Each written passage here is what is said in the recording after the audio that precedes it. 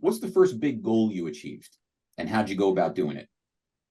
I would say, so we were all cash for a number of years, like a pure cash. It was very hard because our treatment model takes a little more time. We spend about 30 minutes to an hour with every single patient, depending on the situation.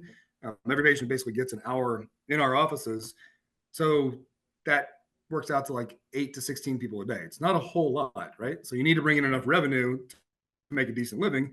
To bring in enough revenue, you got to charge enough. And so in the beginning, it was all cash, which meant it was kind of expensive if you looked at it from just the pure how much it cost.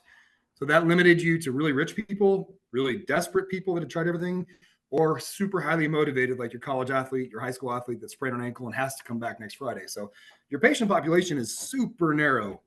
What we did is we got a big enough data set. We got enough outcomes that we were able to take that to large carriers, insurance carriers, and then show them our data and say, hey, if you pay us more per visit, but make it lower barrier of entry for a patient, it's either a no copay or a small copay, waive the deductible, whatever it is, and drive more people to us, you're going to save money because you're going to prevent unnecessary surgeries, unnecessary long treatment plans, unnecessary MRIs and x-rays when they aren't needed. Now, there's always a place for the necessary ones, but unfortunately in healthcare, there's so much unnecessary service and cost that we can eliminate just by doing a good job.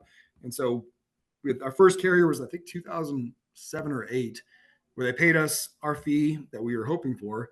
And then other carriers started to fall in, and then employers started to fall in line. And it just became kind of a continuous loop of, hey, these guys are really good.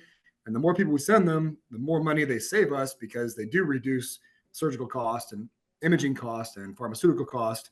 That carriers started driving to us the percentage of the population that normally doesn't see chiropractors, right? So 85 to 90% of the population typically is not going to go to a chiropractor. That's just the way the data is. Mm-hmm. More like 85 to 90% of our population is people who don't typically see chiropractors because we had the access opened up from the carriers and other medical providers that refer us patients. Excellent.